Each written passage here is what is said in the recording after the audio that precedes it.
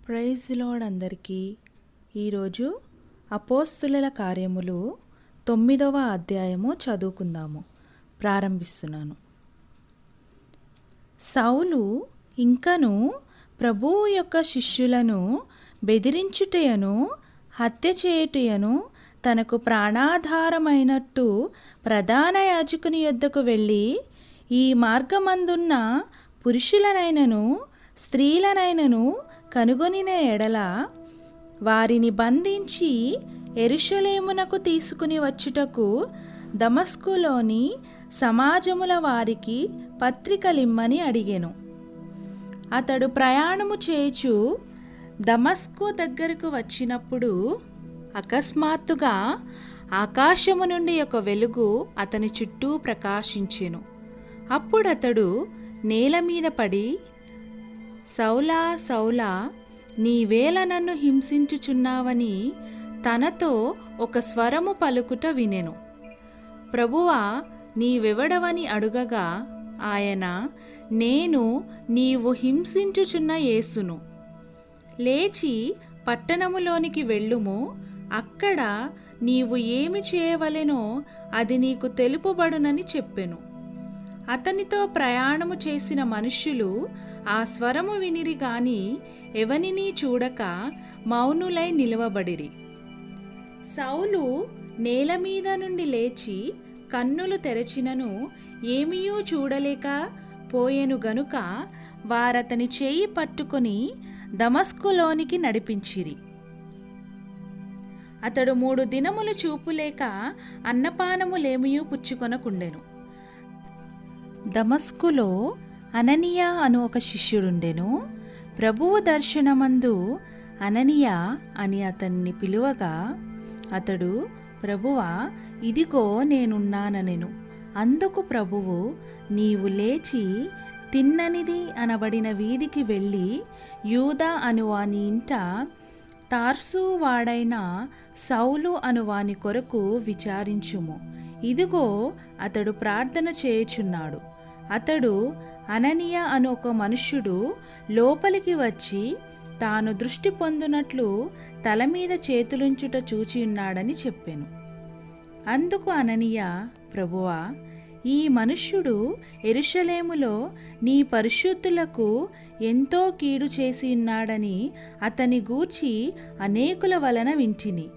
ఇక్కడను నీ నామమును బట్టి ప్రార్థన చేయువారినందరినీ బంధించుటకు అతడు ప్రధాన యాజకుల వలన అధికారము పొందియున్నాడని ఉత్తరమిచ్చెను.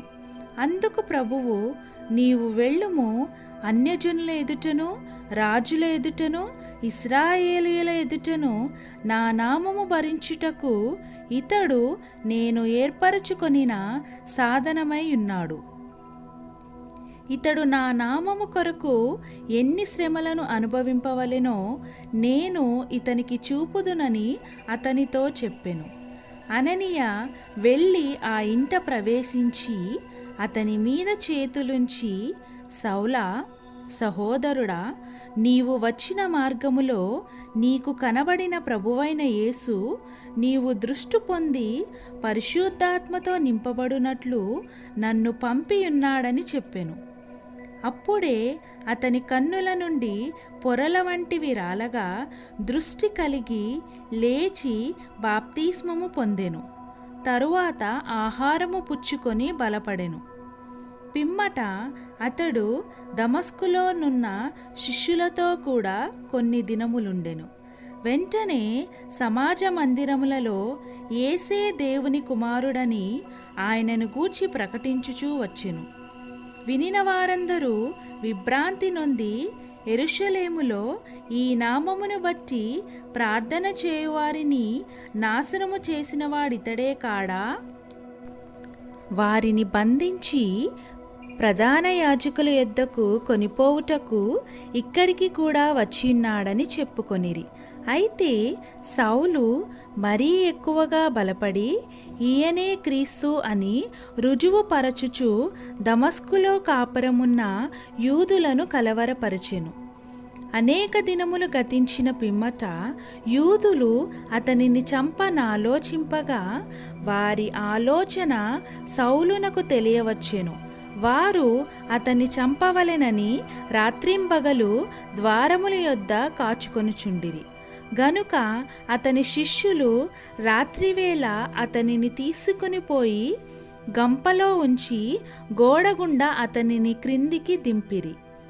అతడు యెరూషలేములోనికి వచ్చి శిష్యులతో కలుసుకొనుటకు యత్నము చేసెను గాని అతడు శిష్యుడని నమ్మక అందరూ అతనికి భయపడిరి.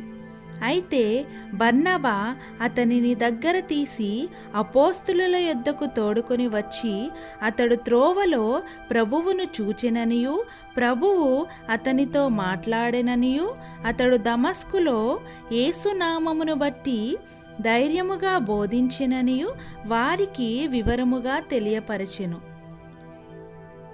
అతడు యెరూషలేములో వారితో కూడా వచ్చుచూ పోవుచు ప్రభువు నామమును బట్టి ధైర్యముగా బోధించుచు గ్రీకు భాషను మాట్లాడు యూదులతో మాటలాడుచు తర్కించుచూ నుండెను.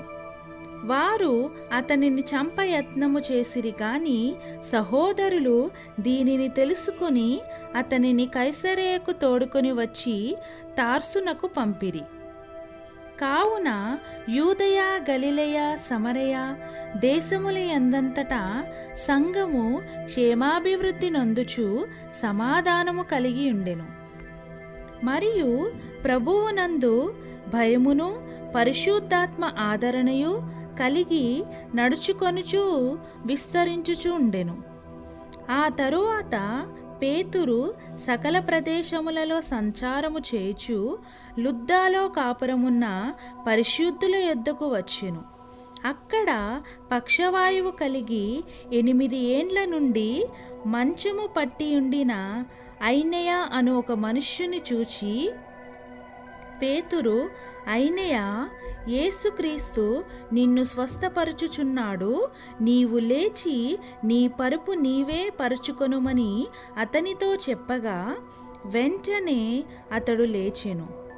లుద్దాలోని షారోనులోను కాపురమున్న వారందరూ అతనిని చూచి ప్రభువు తట్టు తిరిగిరి.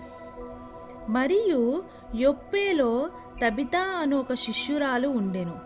ఆమెకు భాషాంతరమున దోర్కా అని పేరు. ఆమె సత్క్రియలను ధర్మకార్యములను బహుగా చేసి ఉండెను. ఆ దినములయందామె కాయిలా పడి చనిపోగా వారు శవమును కడిగి మేడగదిలో పరుండబెట్టిరి.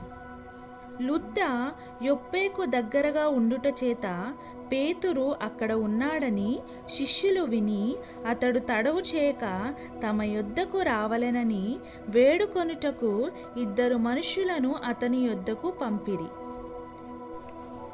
పేతురు లేచి వారితో కూడా వెళ్ళి అక్కడ చేరినప్పుడు వారు మేడగదిలోనికి అతనిని తీసుకొని వచ్చిరి. విధవరాండ్రందరూ వచ్చి ఏడ్చుచు దోర్కా తమతో కూడా ఉన్నప్పుడు కుట్టిన అంగీలను వస్త్రములను చూపుచు అతని ఎదుట నిలిచిరి. పేతురు అందరినీ వెలుపలికి పంపి మోకాళ్ళూని ప్రార్థన చేసి శవము వైపు తిరిగి తబితా లెమ్మనగా ఆమె కన్నులు తెరచి పేతురును చూచి లేచి కూచుండెను. అతడు ఆమెకు చెయ్యి ఇచ్చి లేవనెత్తి పరిశుద్ధులను విధవరాండ్రను పిలిచి ఆమెను సజీవురాలునుగా వారికి అప్పగించెను. ఇది యొప్పే అందంతటా తెలిసినప్పుడు అనేకులు ప్రభువునందు విశ్వాసముంచిరి. పేతురు యొప్పేలో సీమోనను ఒక చర్మకారుని యొద్ద బహుదినములు నివసించెను. ఆమేన్. ప్రభువైన యేసుక్రీస్తు ఈ వాక్యమును దీవించును గాక. ఆమేన్.